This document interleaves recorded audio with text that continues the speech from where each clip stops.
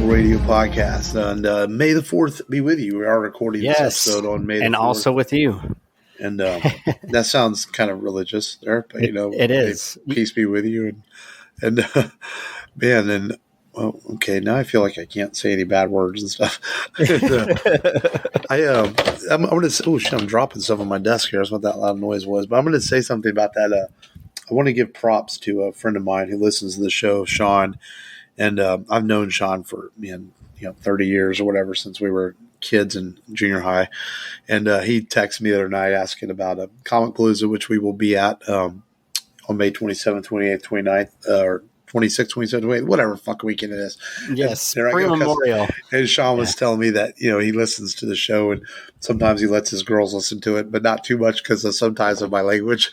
And I just got to laughing because my nephew sometimes listens to the show and he told me, Uncle Mark, you got to watch your language. And, but sorry, not sorry, I guess. But I do appreciate Sean listening to the show and give me his feedback. And so I owe him a prop there. And I'm sure he'll be smiling right now as he hears this. And he's going to try to make it out to our show at Comic Palooza and see us do our live stream thing.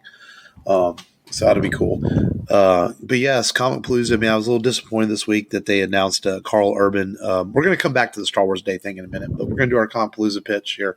And I was a little disappointed that Carl Urban canceled because you and me were talking about doing a photo op together, and I was pretty much sold on it. I was actually going to text you like, "Hey man, you get, since our server space money's coming up, I was going to be like, hey Matt, why don't you pay for the photo op and I'll take care of the server space." We must have been on the same wavelength because I was like, hey, what if I just paid for the op and then that's what Mark I was thinking.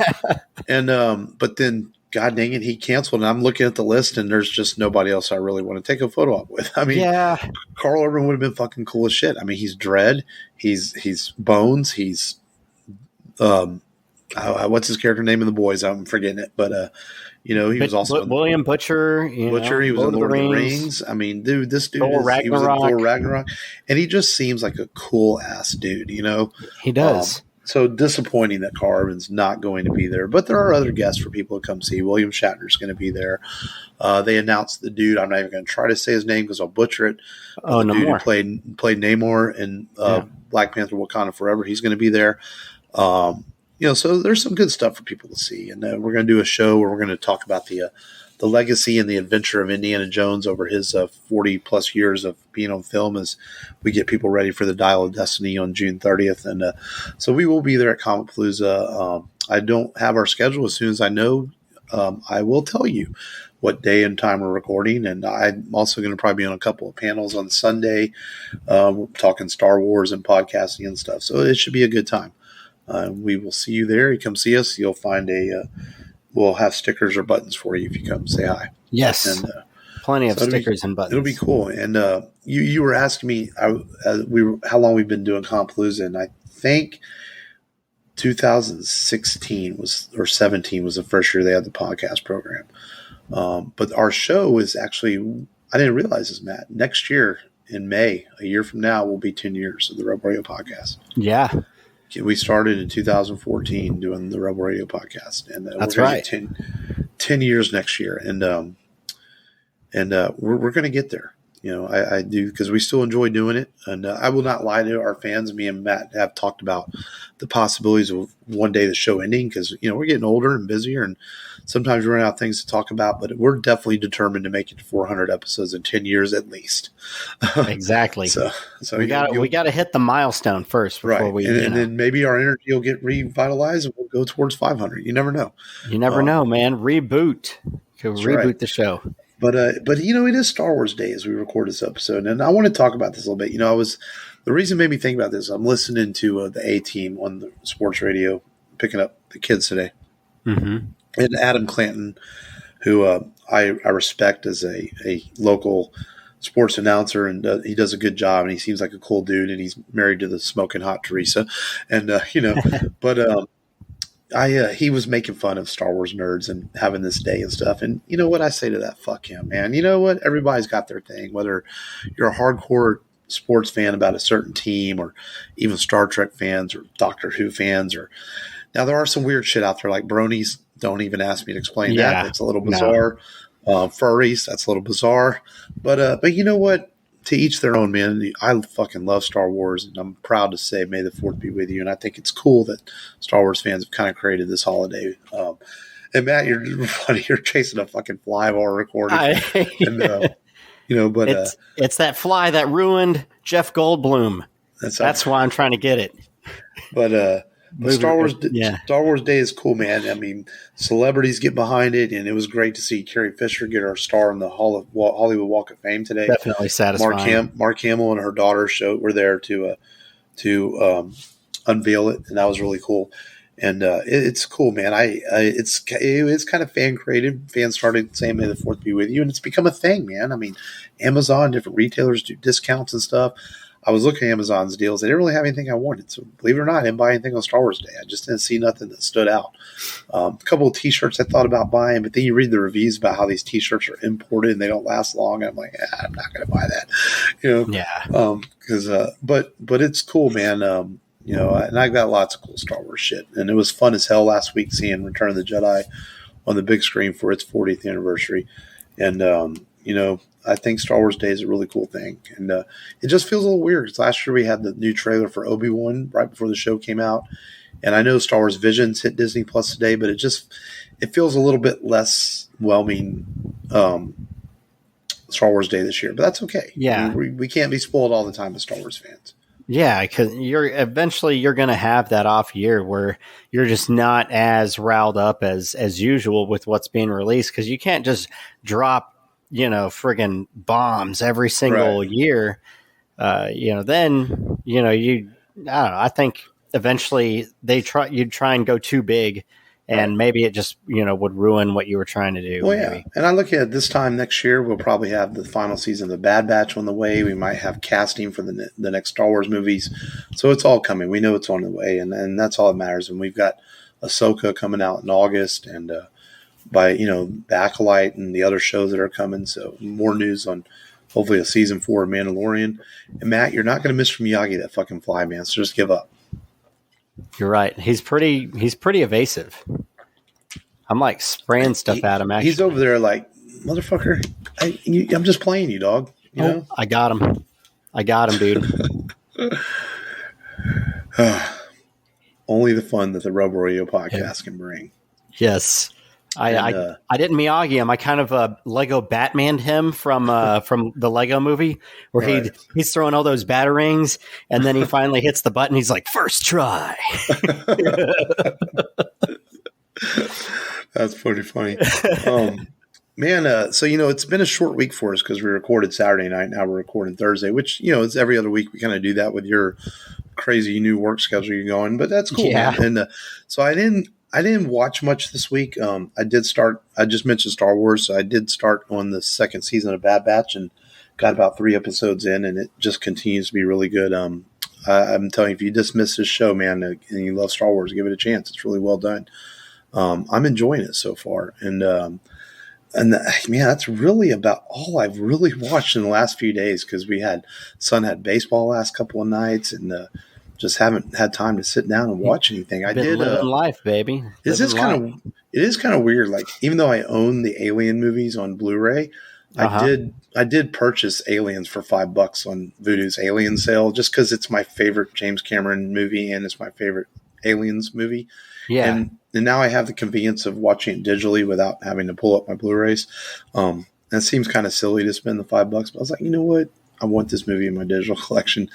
And it's such a good movie, man. One of my favorites. But other than that, just a Bad Batch. But I know you, man, we were recording a little bit late because you just got back from the movies. And I'm going to see this movie hopefully this weekend. And so you saw Guardians of the Galaxy Volume 3, which hit theaters pretty much across the world tonight.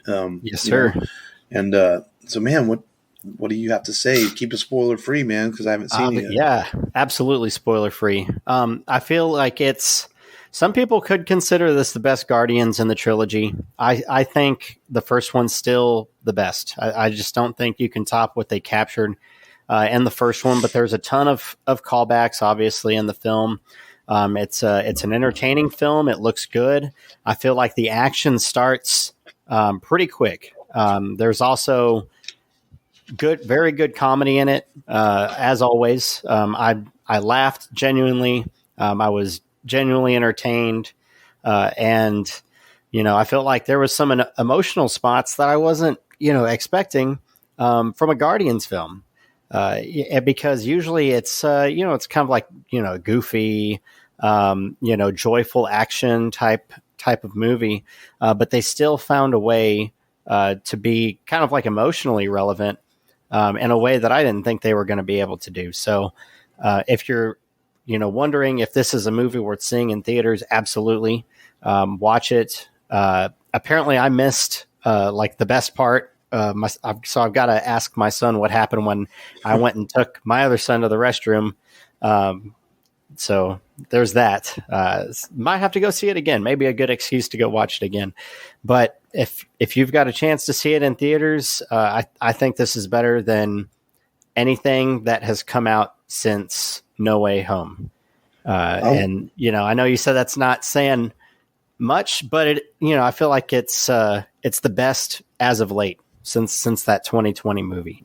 And that's something. Took them 3 years to come out with with something I felt was up to phase 5. They ended with phase 5 or phase 4, right? Phase 3. I forget which phase it was. Endgame. Right. But I feel like this is something that could have fit into that realm. That good of quality movie. Of course, brought to us by James Gunn.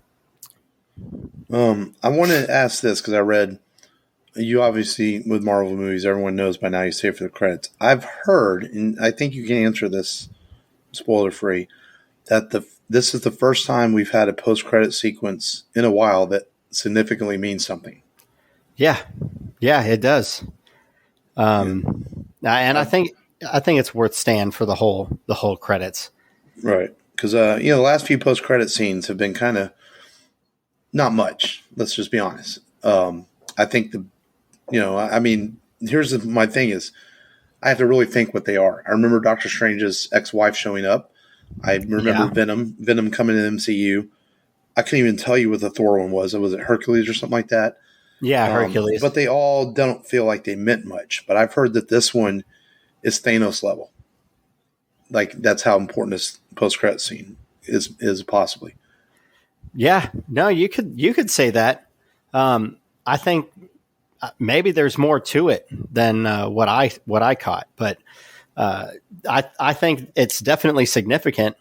Whether it's that significant, well, remains to be seen. But right. I think it's definitely a higher caliber of meaningfulness. Right. That's for sure. Well, I mean, I know the bad guy is the High Evolutionary, and I know, being a Marvel fan, what he can tie into.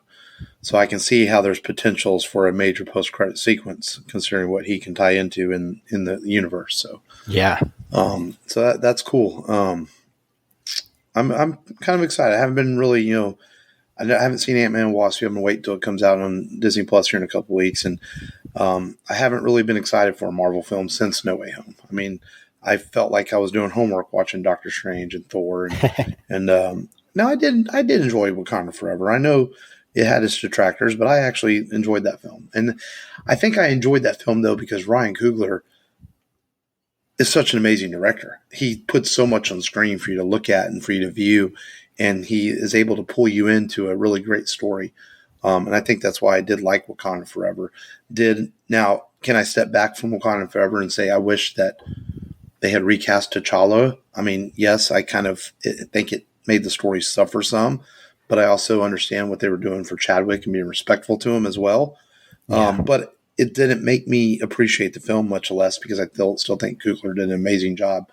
I think Coogler, after watching Creed and 2 Black Panther films, I really want to see what this guy can really do with some properties of his own, man. I'd like to see him get out from other IPs and do something, really spectacular, because I think he's a good director. But that's cool. Anything else you watched this week? Man, I did play a little Destiny on a new campaign. A new old campaign as a campaign that I paid for the expansion pack, and I never really went into it, and I finally just started getting into it today. But I'm still like, I think 1 or 2 expansion packs behind. I'm just going to wait till they go on sale. I just don't play enough of it consistently to spend, $100 on an expansion pack. I'd rather buy Resident Evil 4 and go back and do Resident Evil 4 remake. But yeah, that's about it. Yeah, well, that's okay. I mean, it was a short week. Neither one of us had time to watch much. But yeah, you saw a big movie, so that's pretty cool. Big movie. There's a little bit of news, and this has something to do with being a short week because it is Thursday. Just not much happened this week. But a couple of things, man. We got our first look at Dune Part Two. I watched the trailer. And it, for being a Denis Villeneuve film, it looks absolutely amazing, as you would expect. But I realized I don't remember anything that happened in Part 1. It's like I'm going to have to rewatch Part 1 before I can watch Part 2. It's kind of a blur. And I think it just goes back to what I talked about when I reviewed Part 1, is that this is kind of very grown up. And I am a grown-up, but very smart man science fiction. And I find the stories of spices and dunes and bearings just kind of boring, no matter how good it looks. But I also, at the same time, can appreciate it. And I think I'll give Part 2 a chance. I'll have to go back and watch Part 1. But it just tells me that Part 1 wasn't super memorable for me if I don't remember what happened. I like the cool knives, the cool blades, and the look shields, of the film, the ships and the sets and everything were amazing. Yeah, that stuff's cool. But like the whole spice stuff. Yeah, and it's got incredible actors in it. I mean, who's who was in the fucking movie? I mean, they were all in it, and it looks like Part 2. The cast expands even more. I mean, Christopher Walken's in Part 2 for crying out loud. I mean. Bringing Austin Butler in and several other actors, and Daya has said that she does have a lot more to do in this one. So I want to hear his voice. Oh Lord, I can't quite do it. It's like it starts low and it goes high, and then he pauses. He's a unique voice. But we'll see, man, when Dune Part 2 comes out later this year. J. Michael Straczynski, the creator of Babylon 5 and one of my favorite shows of all time, has there's been rumors of a CW reboot for a while now, and JMS has said that that's not dead. It's just kind of on hold with this current writer's strike and CW doing some budget things. And I've said before, I'm not sure about the Babylon 5 reboot being on CW. I wish it was on a different network. But JMS dropped a bombshell this week as he announced that there is a Babylon 5 animated film coming from Warner Brothers. And it's 100% real. It's complete. It's done. He's already shown the film to Bruce Boxleitner, who, of course, played Captain Sheridan. And he said Bruce was blown away by it. Wow. On Wednesday, there's going to be more details, like probably the title and release date and a trailer is coming. But it's 100% real, and it's happening. For the first time in 20 years, we're getting more Babylon 5 from its creator. And he says it's everything you expect from the show and more. And he said the animation's fantastic. And so it sounds really cool, man. If Babylon 5 can live on in some form, and JMS has also said if people support it and they watch it and buy it, Warner Brothers definitely wants to do more. So it's a way to get Babylon 5 back if the other reboot doesn't happen. And there was talks for years about a movie, but a lot of the actors have passed on and things like that. So this is a way maybe to continue the legacy of some of those characters if it's the same characters from the original Babylon 5. Yeah, and maybe they can get Vin Diesel, to come back from doing the Lord of the Rings style of car chase movies. Then, Babylon 5 can be complete. Vin Diesel was not in Babylon 5. He was in a movie called Babylon AD that was terrible. Oh. And he needs to stay away from Babylon 5, Matt, or I'm going to slap you upside your bald head. And now this, no room for family. No. You need to watch Babylon 5.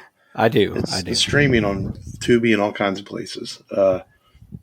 It had the remastered versions were on HBO Max, but I think they're not on there now. But I think all the versions that are streaming are all remastered now. Okay.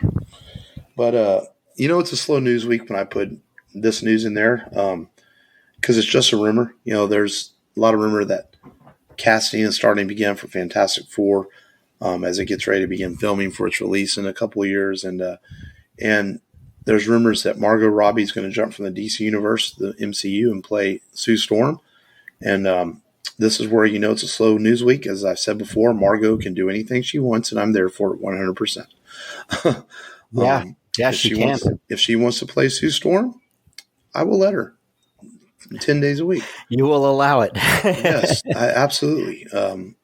She is my celebrity crush big time, and she has been since Wolf of Wall Street. And for not just the obvious reasons. Come on now. Yeah. I can be a perv. But, hey, I honestly think, man, she's gorgeous and she's beautiful, but she's also a good actress. She really is. Very talented, yeah. And she's not just pretty face. And I think she'd be a really good Sue Storm. I saw it. I don't know if did they confirm Adam Driver as Reed Richards? No, it's just another rumor too. Yeah, it's just a rumor. A lot of people say it still could be Jonathan Krasinski since he was Reed in the Illuminati scene. Yeah. That makes sense to me.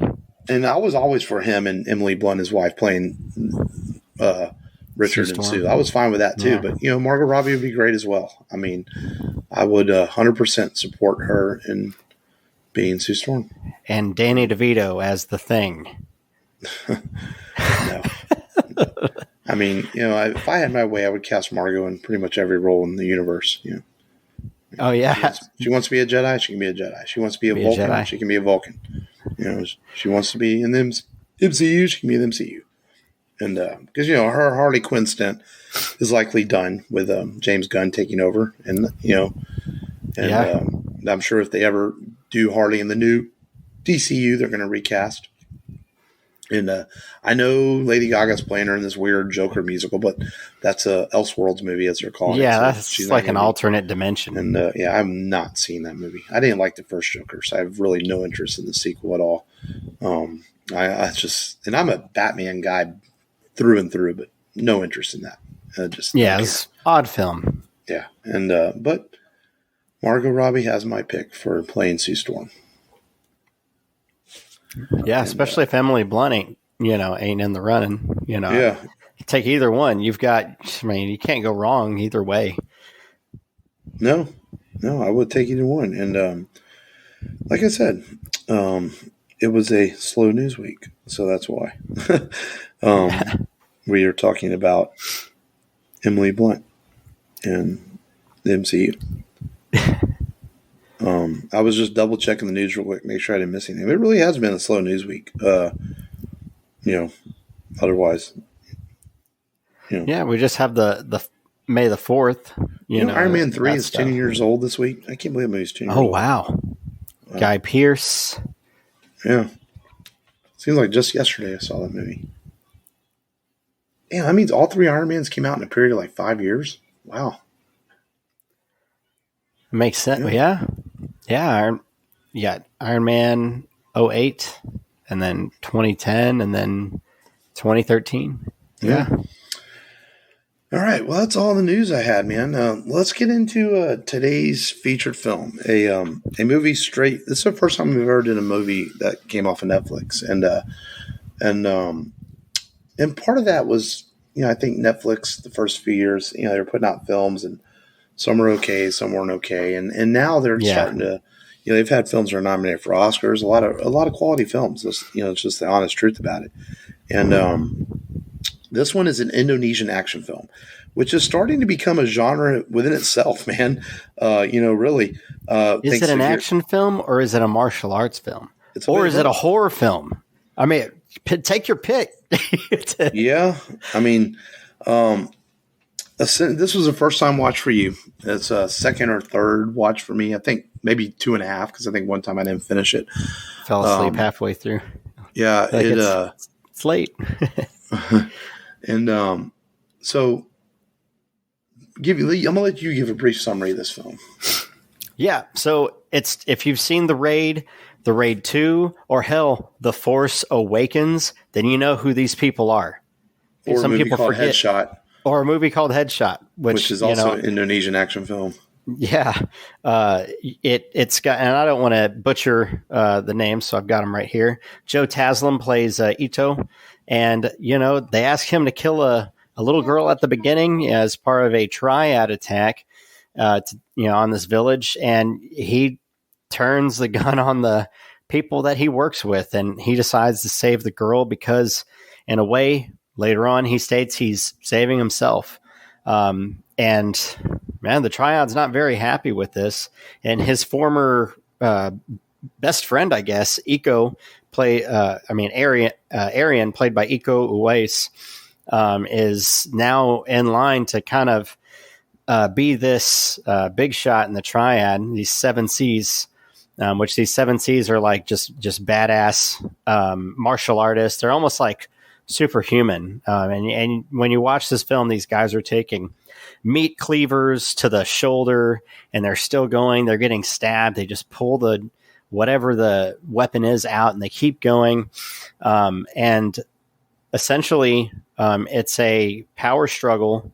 Triad's using the relationship between Ito and Arian to gain control of the city, put new people in power, and eventually they. I would say they kind of go back and forth between deciding if they're going to be allies or fight against each other, and it all butts up in the end, and they fight each other, and then turn on the people that pitted them against each other. The girl is safe with some help from another mercenary, female mercenary. I forget her name. I don't want to mess it up, but the motorcycle chick. She fights the 2 girls. One of them is also from the raid. She was Hammer Girl from the raid. Girl. Yeah. So you see a lot of familiar faces if you remember seeing the raid 2, and it's just crazy, ridiculous action. I mean, I feel like the gunshot wounds are kin to horror movies whenever their body parts are just getting exploded. The knife wounds, it's like even the little girl picks up a knife and she's like stabbing a guy, and it's pretty graphic. And it's hard to say whether this is. I wouldn't call this an action film. I would call this like a martial arts horror film. Really, it's like John Wick. You watch John Wick, that's an action film. You watch IP Man, you watch Ong Bak 2, it's an action film, but that's more of a martial arts film. I feel like there's so much really, really good martial arts and true martial arts in this film that you've got to call it. I have to call it a martial arts film, but it is also an action film.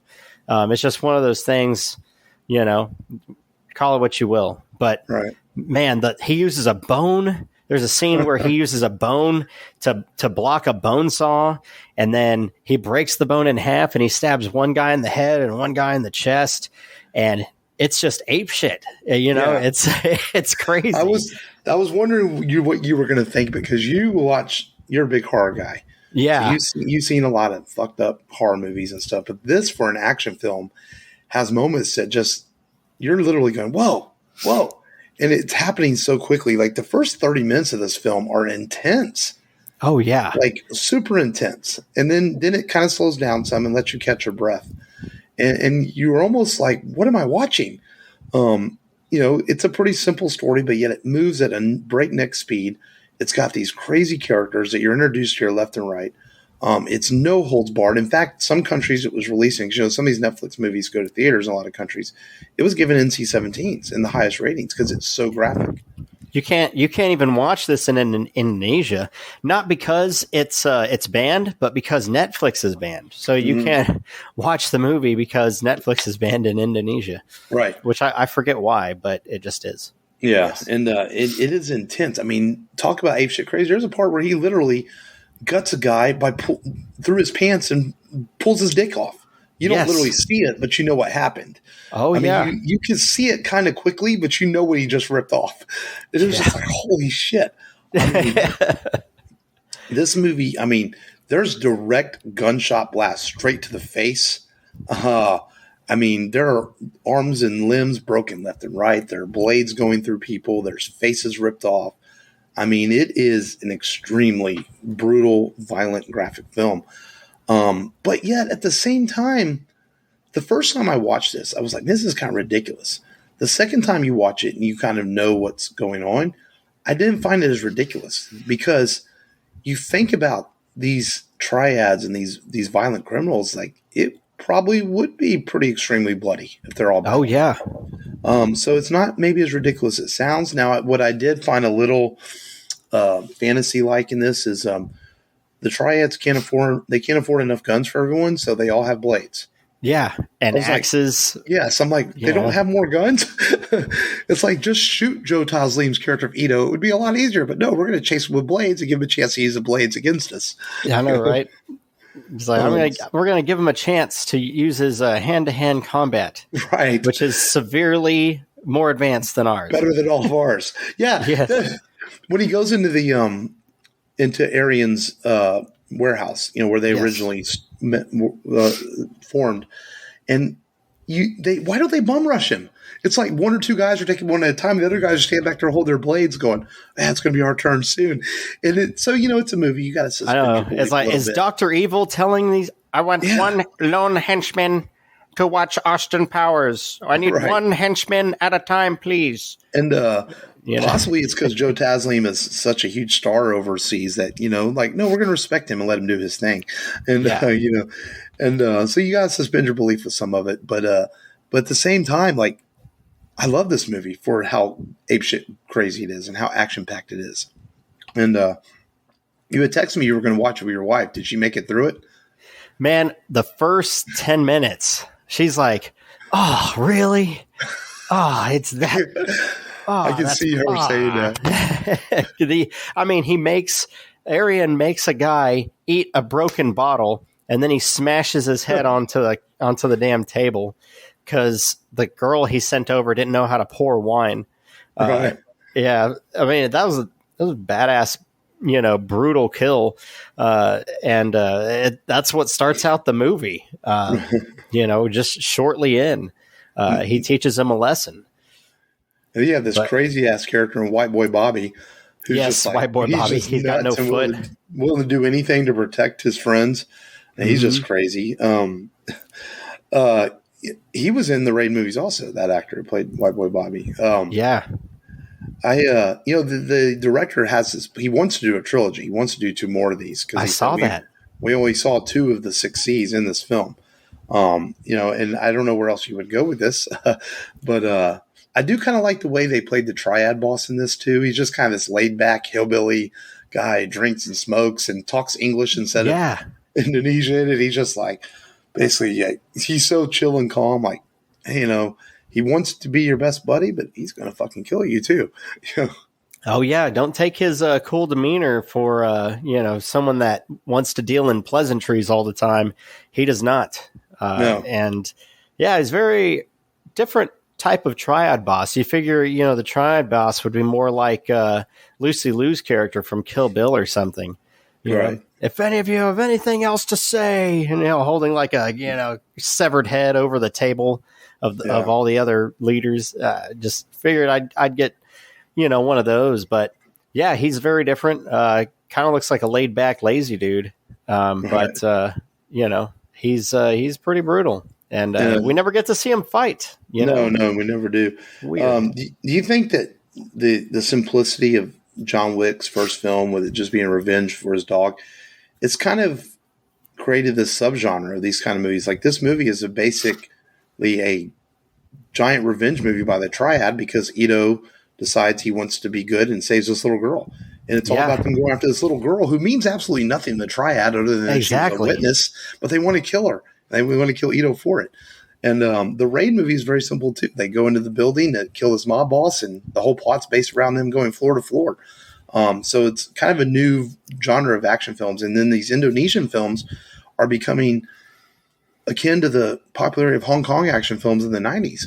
And we're getting a lot of Indonesian directors and starting to make these films. Well, isn't China kind of funding some of that? Oh, yeah. Yeah. And I think they realize that there's good stuff coming out of those studios.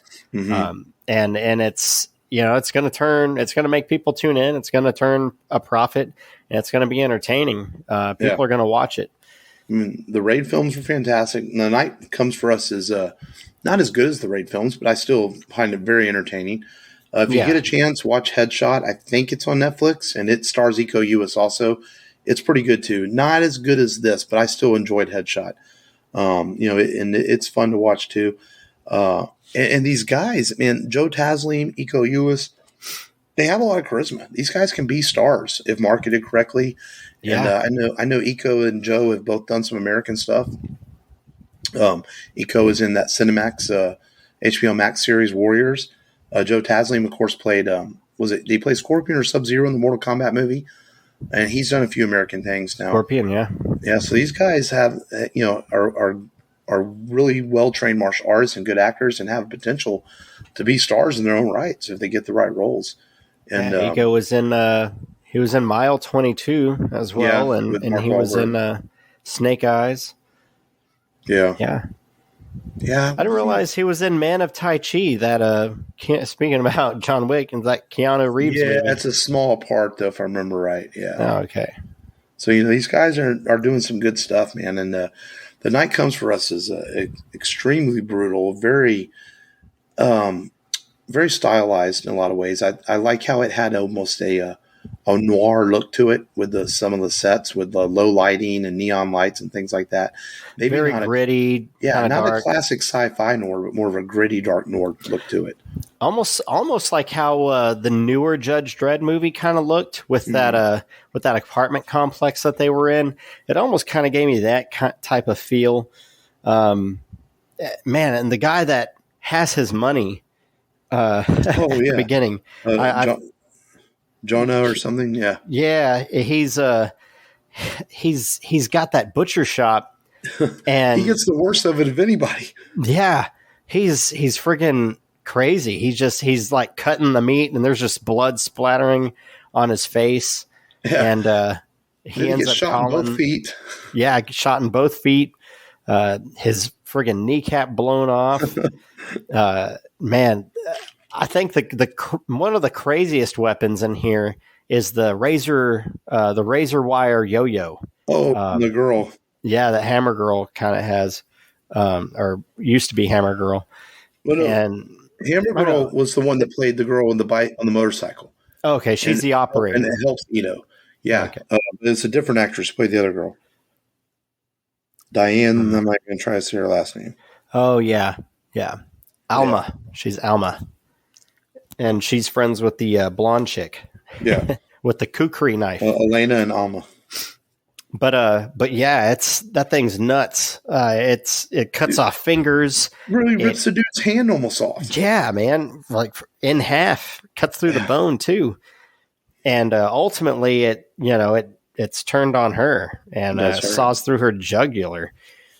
Crazy, man. This thing, they aren't afraid to have fingers come off, and an operator, her finger gets kind of cut off, and she just rips the rest of it off herself and tosses it off like it's nothing. Oh man, she's a tough girl, man. She's a cool actress, man. She was awesome as Hammer Girl, and I do appreciate too. I like how these Indonesian action films, especially The Raid 2 and now The Night Comes for Us, aren't afraid to give these females really strong, badass action roles. They're tough as nails, and they hang with the boys and they kick ass, and they're also not afraid to kill them off either. It used to be a thing for many years in films, like, oh, you couldn't kill females, and now it's like it's all hands on deck. Like you said, all no holes barred, baby. Yeah, and nothing's off the table.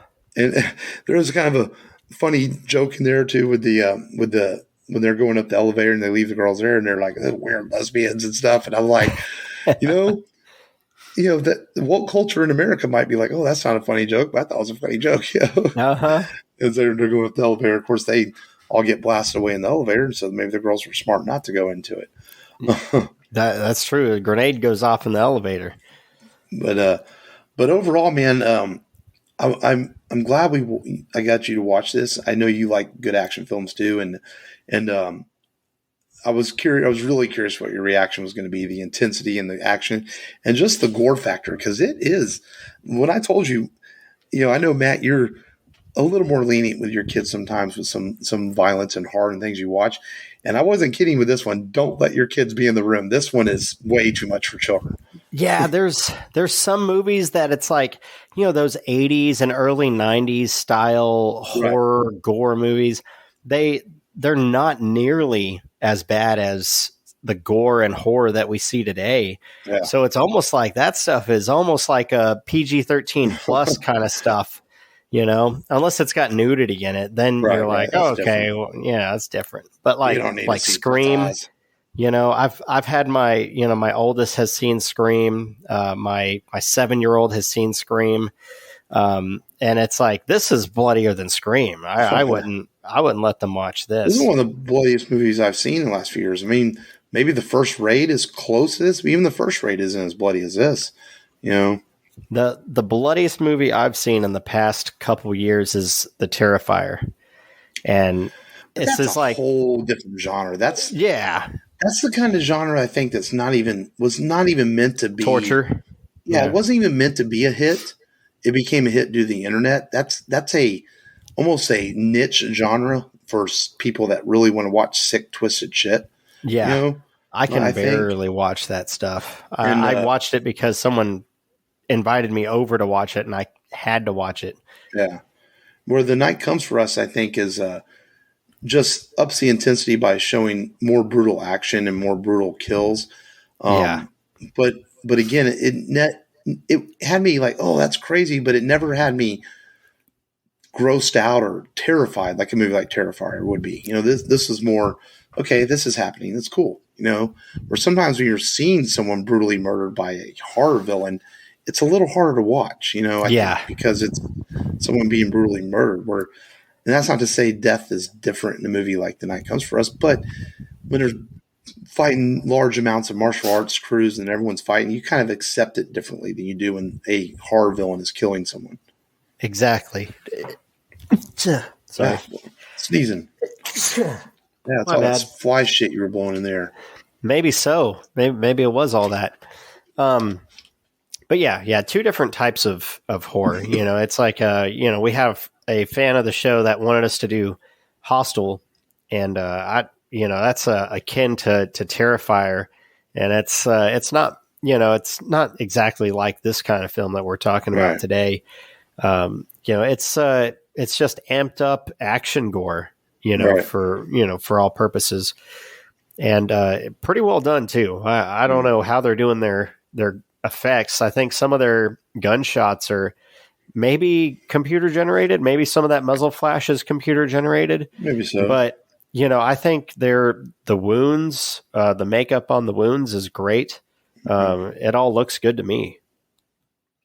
Yeah, I didn't get a chance to look up and see who choreographed this film, but I don't know if it's the same guy they use in the Raid films, but I thought the fight sequences were really well done, really well choreographed. Like you said, the special effects work is well done in this film. And if they choose to go the route doing a sequel and show us more of the 6 C's, I'd be down for it. Yeah, no, I think it's worth exploring because I think they don't really explain it much in the movie for you to grasp that, these are basically super martial artists, basically. Right. There's a ranking system. Yeah. There's a ranking system that's alluded to in the film that, they kind of joke about, that they don't get it or understand it or care about it. But it's worth digging into. How you proceed from here, that's a good question. Right, because you killed everybody in this movie. Yeah. I mean, even though at the end of the film, and a little spoiler here in case Ito, the film ends with Ito rushing the car into a blaze of guns and stuff, and you never see him die, but you kind of have to assume that he probably bit the dust. Had to have. But because they didn't show it, who knows? They can write a story where he somehow survives, Yeah. Ends up in a hospital and they, sew him up and maybe they've got a Bacta tank or something in there they just throw him into. But Yeah, but it's a cool film, man. If you haven't seen it, check out The Night Comes for Us on Netflix. I mean, at the very least, you'll be highly entertained for 2 hours. I mean, the movie is action packed. It goes by quick. It really is a quick 2 hour film. It's so full of action. No, it slows down for brief moments, but it will definitely entertain you. And I'm not gonna lie, it's bloody as fuck, but it's good. Actually very entertaining. Yeah, I like this movie. I mean, it's sitting at a 6.9 on IMDb, so almost a 7. Anytime you see anything on IMDb 7 and up, you're in for a pretty good, solid film. Oh yeah, and because they can be kind of harsh on the rating. So if it's a 7, it might actually be more of an 8. Yeah. Yeah, no, this is a good, exciting film. And if you're a fan of the raid films or any kind of martial arts action films, you'll enjoy The Night Comes for Us. And so definitely worth your watch. I mean, you're paying for Netflix anyways. Watch something entertaining besides reruns of Cake Boss or whatever those shows are. Cake Boss. I'm just saying. Yeah. So we're going to go from one highly entertaining film to another next week. And, I was looking, I don't think we've ever done a Guy Ritchie film. Which is strange because I'm a fan of his. I know I did talk about The Gentleman, which came out a couple years ago, and I was in one of our download this as we watched. But Guy Ritchie is a director that, definitely comes from that Tarantino school. When he first came out, making Lock, Stock, and Two Smoking Barrels and some films that are definitely in that crime genre. But we're going to talk arguably my favorite of his next week, and maybe his most popular because it did help to have the star power of Brad Pitt in it, and that is Snatch.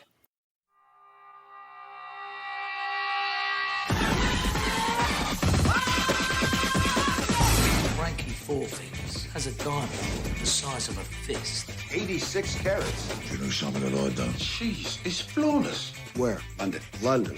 Fish, chips, cup of tea, Mary Poppins, London. What do I know about diamonds? I'm a boxing promoter. I've got a bare knuckle fight. I want to use the pie key. Special wrestler, concentrate. What? You're going to have to repeat that. Special wrestler, concentrate. What? What's a gun doing in your trousers? For protection. Protection from what? The Germans. Open the case and give me the stone. The only man who knew the combination. You just shot. I'm getting heartburn. Tony, do something terrible. Where is the stone? Heavy. Shut up and sit down, you big bald. So what should I play? You can call me Susan if it makes you happy. I don't care if it's Muhammad, Imad, Bruce Lee. You're going down in the 4th round. Whoops.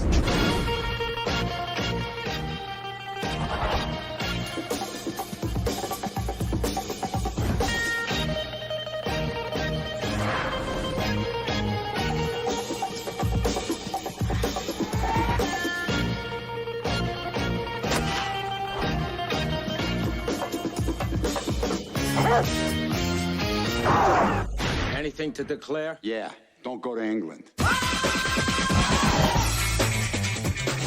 Stylish house frame furniture and scarfer cushions with matching circular covers. Did you understand a single word of what he just said? This is a fun movie, man. It's another movie that's kind of apeshit crazy. Maybe not in the same way The Night Comes for Us is, but it's different way. Yeah, it's a different crazy. It's a crime movie like no other. Guy Ritchie certainly has a style and a flair for the way he directs his crime films. Well acted across the board with a lot of crazy characters, a bit of comedy in it, and a bit of fun, bit of good fights and bloody sequences. The crazy old bastard uses pigs to eat people. Yeah. So, Snatch is a heck of a lot of fun. It's been some time since I've watched it, and it's going to be a good one, I think, to talk about on the show next week. Yeah, Ritchie, he's one of those directors where you just know his style. If you're watching a film and you're familiar with his films and no one told you what film you're watching, you'd be like, is this a Guy Ritchie film? Right. It's similar to like Sam Raimi. You're like, man, did Raimi direct this? Right. They have like the camera, the way the camera would pan. Mm-hmm. With Ritchie, it's how fast the action is. And very, very much, very Unique. Sorry, that's the word I was looking for. What's the word I'm looking for? Yeah, unique characters, unique style, and he generally makes good movies. He's had some misses, but so has Sam Raimi. A lot of even Steven Spielberg. A lot of great directors have some misses, but Ritchie's definitely made some really good ones. And so we're going to talk Snatch next week on the show, and I'm looking forward to it. But until then, the rebelradiopodcast.com, where you can find all our Rebel Radio stuff, all the different apps we're on, and all those good things, and our social media. And we're about 3 weeks away from 3 or 4 weeks away from Compalooza, where we will be recording live and doing a fun show there. So we look forward to that. Until then, continue to stay safe out there. And thank you as always for listening. This has been Mark. This has been Matt. Remember, as always, just go there and do it.